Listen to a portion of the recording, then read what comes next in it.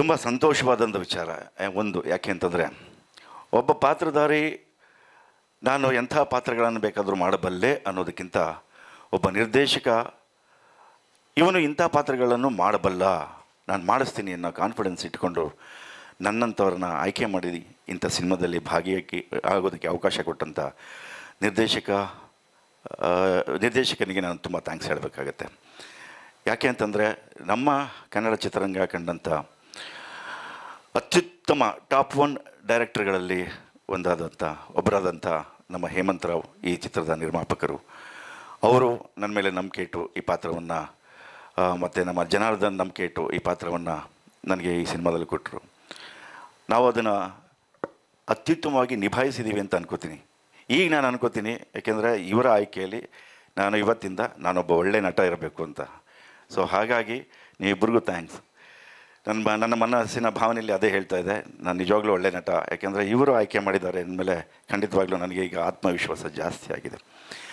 ಇನ್ನೊಂದು, ಈ ಸಿನಿಮಾದ ಬಗ್ಗೆ ನನಗೆ ಒಂದು ಆತ್ಮವಿಶ್ವಾಸ.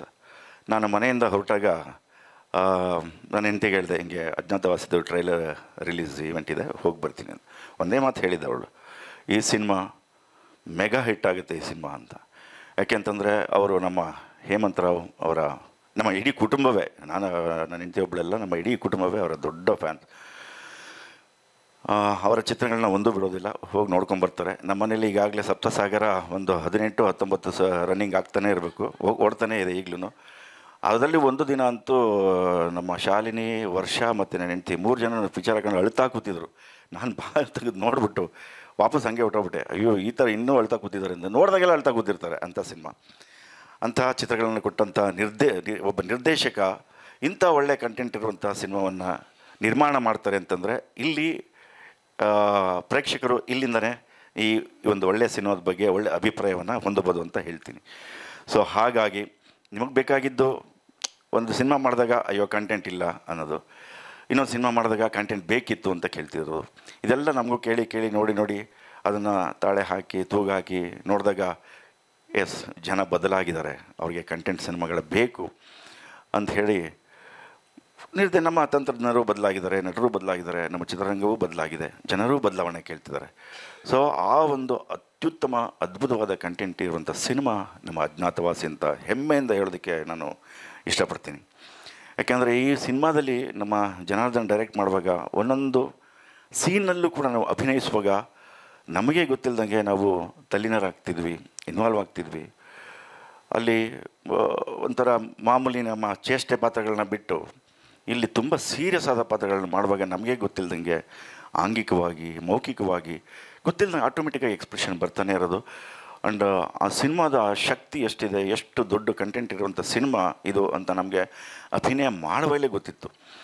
ಸೊ ಅದರಲ್ಲೂ ನಮ್ಮ ಜನಾರ್ದನ್ ಚಿಕ್ಕಣ್ಣ ಸ್ವಲ್ಪ ಸ್ಟ್ರಿಕ್ಟು, ಒಂದು ಡೈಲಾಗು ಬಿಡೋಲ್ಲ. ನಾನು ಅಣ್ಣನ ಕೇಳಿದೆ, ಅಣ್ಣ ಏನು ಜನ ಒಂದು ಬಿಡ್ತಾರೆ, ಅಯ್ಯೋ ಬಿಡಲ್ಲ ಅವನು ಹಂಗೆ ಹೇಳೋ ಅನ್ನೋರು ಇವರು. ಹೋಣ ಅದು ಒಂದು ಇನ್ನೂ ಇಲ್ಲ ಸರ್, ಅದು ಹಂಗೆ ಬರಬೇಕು ಅಂತ. ಸೊ ಅದೆಲ್ಲ ಒಂಥರ ನೆನೆಸ್ಕೊಂಡಾಗ ಈಗ ಒಂದು ನಮ್ಮ ಜೀವನದ ಆಲ್ಬಮ್ನಲ್ಲಿ ಒಳ್ಳೆ ಮೆಮೊರಿ ಆಗುವಂಥ ಸಿನಿಮಾ ಇದಾಗುತ್ತೆ. ಯಾಕೆಂದರೆ ನಾನು ಎಷ್ಟು ಸಿನಿಮಾಗಳಲ್ಲಿ ಅಭಿನಯಿಸಿದ್ದೀನಿ. ನಾನು ಅಭಿನಯಿಸಿದಂಥ ಅತ್ಯುತ್ತಮ ಚಿತ್ರಗಳಲ್ಲಿ ಅಜ್ಞಾತವಾಸಿ ಕೂಡ ಒಂದು. ಸೊ ಹಾಗಾಗಿ ಈ ಸಿನಿಮಾದ ಬಗ್ಗೆ ಆಗಲೇ ಮಾಮ ಹೇಳ್ದಂಗೆ, ನಮ್ಮ ಪಾವನ ಹೇಳ್ದಂಗೆ ಸಕ್ಸಸ್ ಮೀಟರ್ ಇನ್ನೂ ಮಾತಾಡ್ತೀವಿ, ಇಲ್ಲಿ ಸ್ವಲ್ಪ ಮಾತಾಡಿರ್ತೀವಿ. ಸೊ ಹಾಗಾಗಿ ನಾವು ಮಾತಾಡೋದು ಇನ್ನೂ ಬಾಕಿ ಇದೆ. ಅದಕ್ಕಿಂತ ಮುಂಚೆ ಮಾತಾಡಬೇಕಾಗಿರೋರು ನಮ್ಮ ನೆಚ್ಚಿನ ಕನ್ನಡ ಚಿತ್ರರಂಗವನ್ನು ಆರಾಧಿಸುವಂಥ ಚಿತ್ರ ಆರಾಧಕರು, ಸಿನಿಮಾ ಪ್ರೇಮಿಗಳು.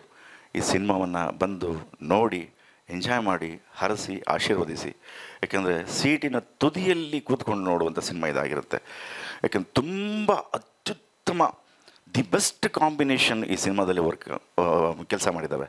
ಒಂದು ನಮ್ಮ ಹೇಮಂತ್ ಆಗಿರ್ಬೋದು, ಜನ ಆಗಿರ್ಬೋದು, ಅದ್ವೈತ ಆಗಿರ್ಬೋದು, ಆ್ಯಂಡ್ ಚರಣ್ ರಾಜ್ ಆಗಿರ್ಬೋದು, ಆ್ಯಂಡ್ ಕೃಷ್ಣ ಅವರಾಗಿರ್ಬೋದು, ಆ್ಯಂಡ್ ನಮ್ಮ ಸಹ ನಿರ್ದೇಶಕರುಗಳು ಅವರುಗಳು ಕೂಡ ಬಹಳ ಮನಸ್ಸಿಟ್ಟು ತುಂಬ ಡಿಸಿಪ್ಲಿನ್ಡಾಗಿ ಕೆಲಸ ಮಾಡಿದ್ದಾರೆ. ಯಾಕೆಂದರೆ ಈ ಸಿನಿಮಾವನ್ನು ಜನಕ್ಕೆ ಒಪ್ಪಿಸ್ಬೇಕು, ಅವರು ಒಪ್ಪಲೇಬೇಕು ಅನ್ನೋ ಕಾರಣದಿಂದ. ಸೊ ಹಾಗಾಗಿ ನಿಮ್ಮೆಲ್ಲರಿಗೂ ಕುತೂಹಲವನ್ನು ಹೆಚ್ಚು ಮಾಡುವಂಥ ಒಂದೊಂದು ಸೀನ್ಗಳು ಕೂಡ ಈ ಸಿನಿಮಾದಲ್ಲಿದ್ದಾವೆ. ಸೊ ನೀವು ಬಂದು ಸಿನಿಮಾ ನೋಡಿದಾಗ ಡೆಫಿನೆಟಾಗಿ ಎಂಜಾಯ್ ಮಾಡ್ತೀರಾ. ಹರಿಸ್ತೀರಾ, ಆಶೀರ್ವಾದ ಮಾಡ್ತೀರಾ ಅಂತ ನಾನು ನಂಬಿದ್ದೀನಿ. ಬನ್ನಿ ನೋಡಿ, ಹರಸಿ ಆಶೀರ್ವಾದ ಮಾಡಿ. ಥ್ಯಾಂಕ್ ಯು ವೆರಿ ಮಚ್ ಎಲ್ರಿಗೂ. Thank you.